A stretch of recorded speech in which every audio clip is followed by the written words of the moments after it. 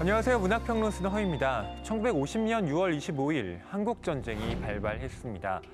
전쟁이 남긴 상처는 수십여 년이 지난 지금도 여전히 깊게 남아있는데요. 이번에는 전쟁 이후의 삶과 관련해 읽어볼 만한 신간 2권을 소개하려고 합니다. 먼저 이야기할 책은 제3의 남자라는 국내의 소설입니다. 이 작품은 박성신 작가가 썼는데요.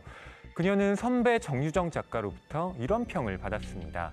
치밀한 플롯, 매력적인 캐릭터, 탁월한 밀당 능력은 이 작가가 신예라는 걸 깜빡하게 만든다.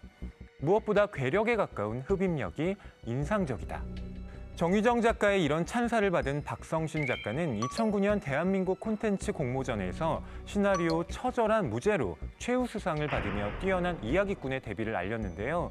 제3의 남자는 박성신 작가가 장편 소설로 완성한 첫 작품입니다. 주로 부모와 자식, 그리고 가족이란 관계가 서로에게 구원인가, 원죄인가에 대한 고민을 작품에 담아내려 노력해왔다라는 작가는 이 소설에서도 아버지와 아들을 중심으로 흥미진진한 스토리를 펼쳐나갑니다. 특히 아버지의 비밀이 드러나는 과정에는 간첩 문제, 납북 사건 등 한국 현대사의 정치적 사안이 엮여 있죠. 소설의 내용은 이렇습니다. 빚에 시달리던 최대국에게 어느 날 한 남자가 찾아옵니다.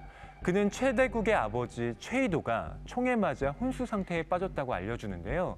그러면서 남자는 최이도의 수첩을 찾아주면 거액을 주겠다고 최대국에게 제안합니다.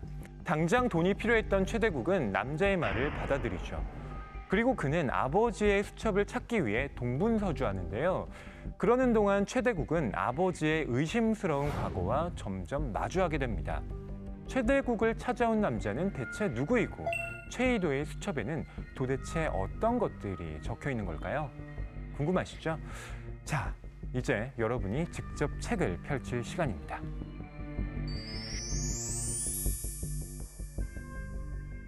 전쟁 이후의 삶과 관련해 읽어볼 만한 신간 추천, 나머지 한 권을 말씀드릴 차례입니다. 저는 스베틀라나 알렉시예비치의 작품 아연 소년들을 골랐습니다. 아시다시피 그녀는 2015년 노벨문학상을 받은 한국 독자들에게도 익숙한 이름의 작가인데요.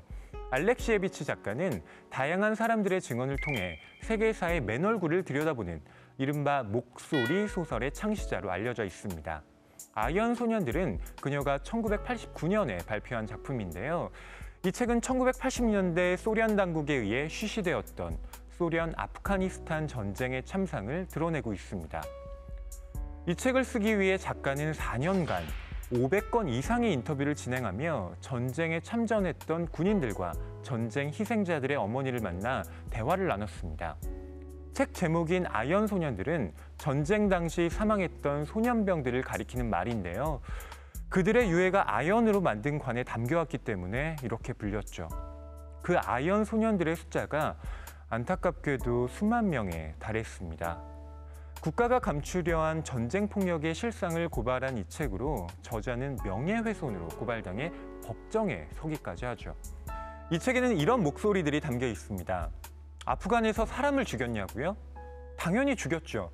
그럼 거기서 우리가 무슨 천사라도 되기를 바라신 겁니까? 우리는 그저 살고 싶었어요. 생각하고 말고 할 시간 같은 건 없었어요. 우린 그때 겨우 18에서 20살이었는걸요. 다른 사람들의 죽음에는 익숙해졌으면서 내가 죽는 건 두렵더군요.